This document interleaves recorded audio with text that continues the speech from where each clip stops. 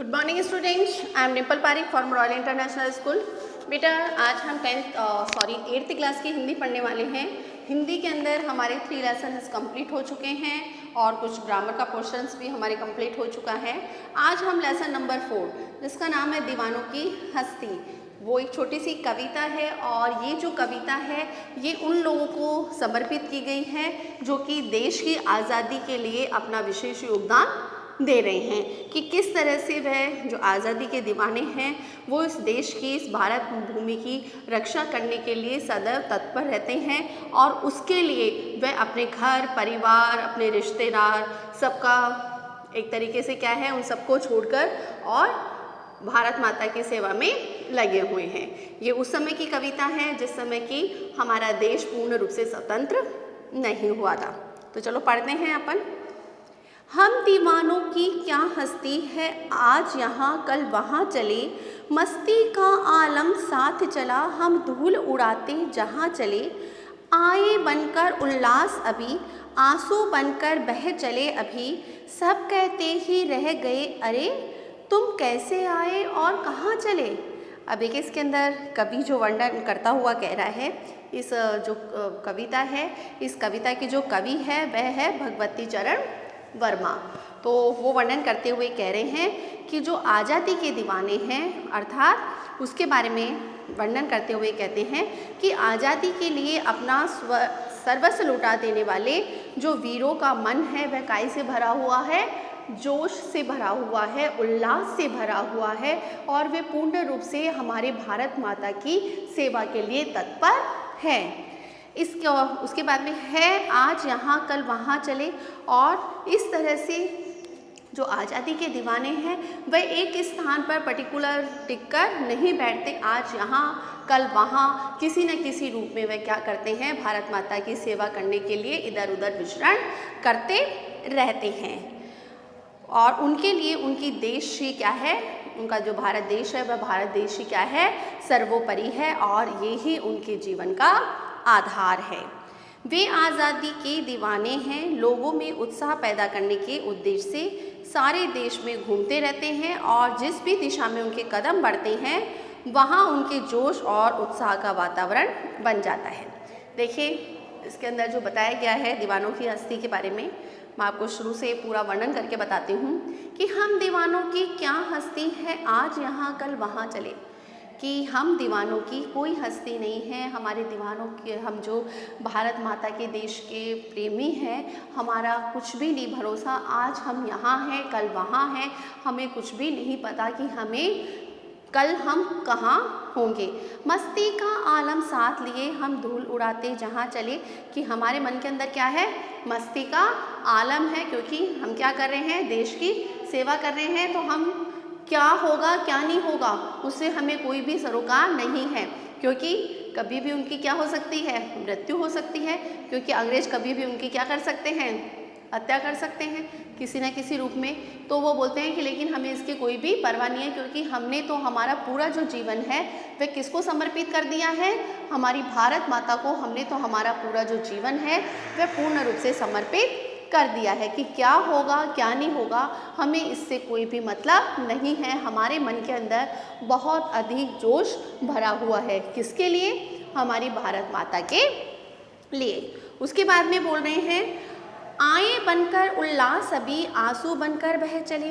उसके बाद में कवि इसमें वर्णन करता हुआ कह रहा है कि कवि के अनुसार लोगों के लिए ये क्या करते हैं, हर्ष और उल्लास बनकर आते हैं, अर्थात खुशियाँ लेकर आते हैं।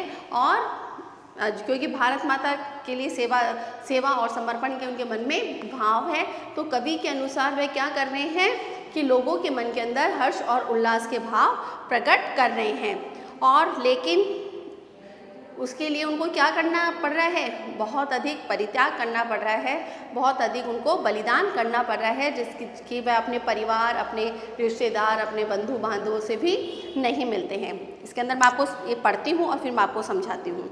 हर्ष और उल्लास लाते हैं और जब वे वहाँ से जाते हैं तो उनके बंधु बांधवों की आंखों में स्नेह के आंसू उमड़ पड़ते हैं।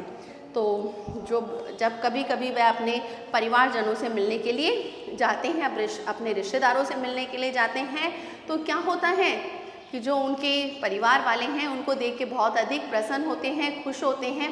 लेकिन कुछ समय रुककर वह वापस क्या करते हैं, दूसरे अनंत विस्तार पर जाने के लिए प्रस्थान करते हैं। तो उनके जो रिश्तेदार हैं, उनके परिवार वाले हैं, उनके नेत्रों से क्या हो जाता है, अश्रु बहने लगते हैं और वे बोलते हैं कि तुम अभी तो आए थे और अभी तुम क्या कर रहे हो, वापस जा रहे हो। थोड़ी देर और रुकते, कुछ समय और रुकते हमारे पास में, जिससे हम और तुम दोनों कुछ समय व्यतीत कर पाते। तो तुम्हें यहाँ कुछ दिन और रुकना चाहिए। अर्थात कौन बोल रहा है ये, उनके जो रिश्तेदार हैं वो बोल रहे हैं कि तुम्हें अभी क्या करना चाहिए था, कुछ समय और यहाँ पे रुकना चाहिए था। आगे चलते हैं। किस ओर चले है मत पूछो, चलना है बस इसलिए चले, जग से उसका कुछ लिए चले, जग को अपना कुछ दिए चले। ये बात कही तो दो बात सुनी, कुछ हंसे कुछ फिर रोए, छक्कर दुख सुख के घूंटों को हम एक भाव से पिए पड़े। उसके बाद में कवि जो वर्णन करता हुआ कह रहा है, एक बार मैं पूरा पढ़ देती हूँ जो आपके बुक में लिखा हुआ है, फिर मैं उसको अपने शब्दों में व्यक्त करूँगी। दीवाने कहते हैं कि उनसे उनके आने जाने का पता ठिकाना मत पूछो, क्योंकि उनका कोई निश्चित स्थान नहीं है। अर्थात जो कवि वर्णन करता हुआ इसमें कह रहा है कि दीवाने जो है ना, इसके अंदर जैसे लाइन बताइए, किस ओर चले है मत पूछो, चलना है बस इसलिए चले, जग से उसका कुछ लिए चले, जग को अपना कुछ दिए चले। कि हमसे मत पूछो कि हमें कहाँ जाना है और हमें क्यों जाना है, हमारा कोई पता ठिकाना नहीं है और हमारा कोई निश्चित स्थान भी नहीं है। उसके बाद में बोल रहे हैं कि उनका निश्चित स्थान क्या है, उनका लक्ष्य क्या है बेटा, स्वतंत्रता प्राप्ति। उनके मन के अंदर सिर्फ एक ही भाव है और वो भाव है कि वह देश को स्वतंत्र करवाना चाहते हैं। तो इसके लिए उनका कुछ निश्चित स्थान, निश्चित उनका ठिकाना नहीं है। उन्हें बस अपने स्वतंत्रता रूपी लक्ष्य तक पहुंचना है, इसलिए वो चल दिए हैं। वे कहते हैं कि इस संसार से उनकी कुछ यादें लेकर और कुछ भावनाएं लेकर आगे की ओर बढ़ रहे हैं। वे अपने देशवासियों के सुख दुख में साझीदार बनते हैं। वे उनके साथ हंसते और रोते हैं, परंतु उनके लिए दुख और सुख क्या है, समान है और वे दोनों जी भरकर क्या करते हैं, इसका आनंद लेते हैं।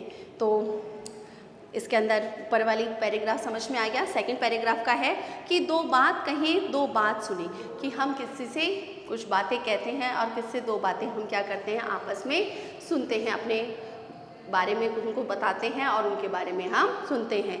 कुछ हंसे फिर कुछ रोए, कि कुछ ऐसी परिस्थिति आती है कि कभी हमें हंसना पड़ता है और कभी हमें क्या करना पड़ता है, हमें रोना पड़ता है। लेकिन ये दोनों जो स्थितियां हैं, हंसने और रोने की, है हमारे लिए क्या है, दोनों ही समान है। क्योंकि दुख और सुख क्या है, जीवन के दो पहलू है, कि आज सुख है तो कल दुख अवश्य आएगा और आज दुख है तो कल सुख अवश्य ही आएगा। ये जीवन का हमारे क्या है, आधार होता है। आगे चले बेटा, आगे लास्ट एक और बचता है अपने। हम भिखमंगों की दुनिया में स्वच्छंद लुटाकर प्यार चले, हम एक निशानी सी उड़ पर ले असफलता का भार चले। अब अपना और पराया क्या आबाद रहे रुकने वाले, हम स्वयं बंधे थे और स्वयं हम अपने बंधन तोड़ चले। उसके बाद में ये कवि जिसमें वर्णन करता हुआ कह रहे हैं कि देश के लिए जो दीवाने हैं वे बने हुए बलिदानी कहलाते हैं और उनको इस बात का पछतावा या इस प्रकार का कोई भी उनको दुख या तकलीफ नहीं है कि वह अपने देश की सेवा के लिए उनका सर्वस्व क्या हो रहा है, समाप्त हो रहा है। इसमें जो व्याख्या है मैं एक बार पढ़ती हूँ फिर समझाती हूँ। देश के लिए दीवाने बने हुए बलिदानी कहते हैं कि देश के कुछ लोग देश से सदा कुछ न कुछ चाहते ही हैं।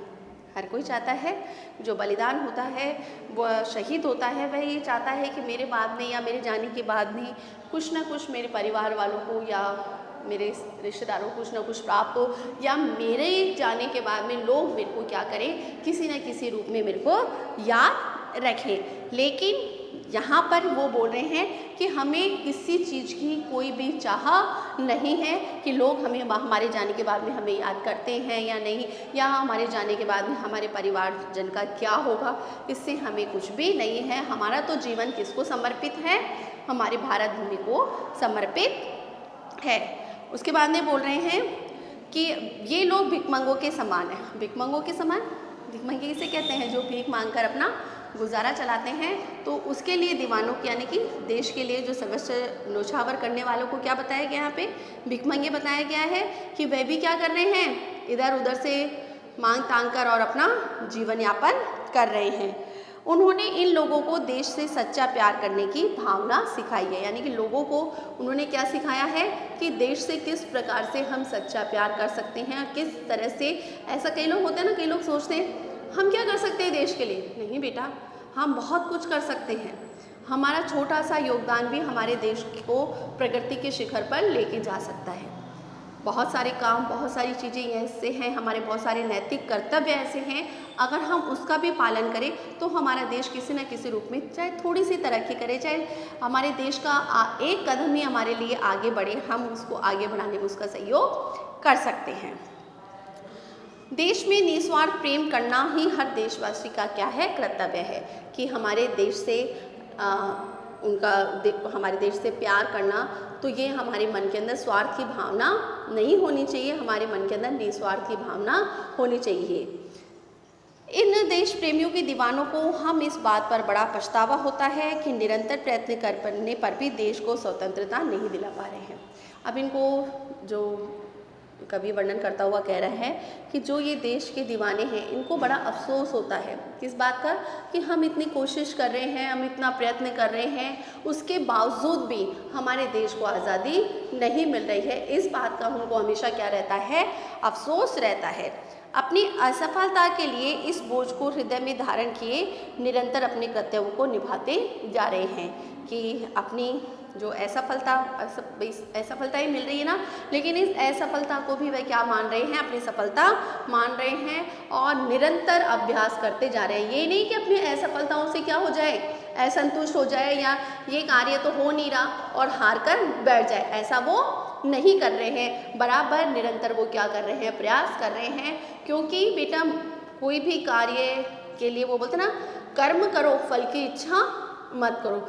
उसके अंदर ये जो भारतीय शहीद है, भारतीय जो इसके अंदर इसमें बताया गया है इनके लोगों के बारे में जो कि भारत देश की रक्षा करने के लिए तत्पर है, उनके लिए बताया गया है कि वह क्या है? निस्वार्थ भाव से देश की रक्षा कर रहे हैं। उसके बाद में लास्ट है, देशभक्ति की भावना उनके मन में होती है और ऐसे वीर कभी भी किसी के साथ किसी भी आधार पर भेदभाव नहीं करते हैं। नहीं करते ना, उनके लिए सारा राष्ट्र, सारा देश क्या है? एक ही है। उनके लिए कोई भी अपना या पराया नहीं होता है। वे यही चाहते हैं कि वे रहे ना रहे, किंतु इस देश में सदैव प्रसन्न भाव से वह रहे। कि वह वो इस संसार में रहते हैं या नहीं रहते हैं, उनकी मृत्यु हो जाती है, कुछ भी हो जाए, लेकिन जब तक वो चाहते हैं कि जब तक उनका जीवन है तब तक वह इस देश से क्या रहे? जुड़े हुए रहे और उनका कोई भी कृत्य, कोई भी कार्य ऐसा ना हो जो कि देश के हित में ना हो। वे कहते हैं कि हमें हमारे जीवन के लक्ष्य और बंधन स्वयं निश्चित किए हैं। अब हम स्वयं ही अपने बंधन, रिश्ते, नाते तोड़कर बलिदान के लिए क्या कर रहे हैं? पथ पर आगे बढ़ रहे हैं। भी हमें किसने फोर्स नहीं करा इस कार्य को करने के लिए कि तुम देश की रक्षा करो, देश की सेवा करो, मातृभूमि की रक्षा करो। इसके लिए किसी ने हमको मजबूर नहीं किया। हम स्वयं क्या कर रहे हैं? इस कार्य को करने के लिए क्या कर रहे हैं? तत्पर हैं, क्योंकि हमारे मन के अंदर देशभक्ति की भावना कूट कूट कर भरी हुई है या हमारे मन के अंदर पूर्ण रूप से देशभक्ति है। तो उसके लिए हमें कोई भी फोर्स या कोई भी हमें दबाव नहीं डाल रहा है। हम अपनी मर्जी से ही क्या कर रहे हैं? इस स्वतंत्रता के मार्ग पर क्या कर रहे हैं? अग्रसर हो रहे हैं। तो बेटा बड़ी प्यारी सी कविता थी। आई होप आपको समझ में आ गई होगी। आ गई बेटा समझ में कि किस तरह से कवि ने इसके अंदर आपको बताया है कि देश पर सब कुछ लुटाने वाले हैं जिनको क्या बताया गया है? उन्होंने दीवाने कहा गया है और दीवानों की हस्ती, दीवानों की बातों के बारे में बताया गया। दीवाना एक तरीके से कौन होता है? दीवाना होता है एक तरीके से पागलपन। तो यहाँ पर जो ये दीवाने जो है वह देश के लिए क्या है, बिल्कुल एक तरीके से पागल ही है। ओके बेटा, आज हम इतना ही पढ़ते हैं। आपको क्या करना है, व्याख्या पूरी आपकी बुक के अंदर करी हुई है। आपको इस लेसन की आपको व्याख्याएं कंप्लीट करनी है। क्वेश्चन आंसर मैं नेक्स्ट वीडियो में करवाऊंगी। आज के लिए इतना ही। Good day, goodbye, take care.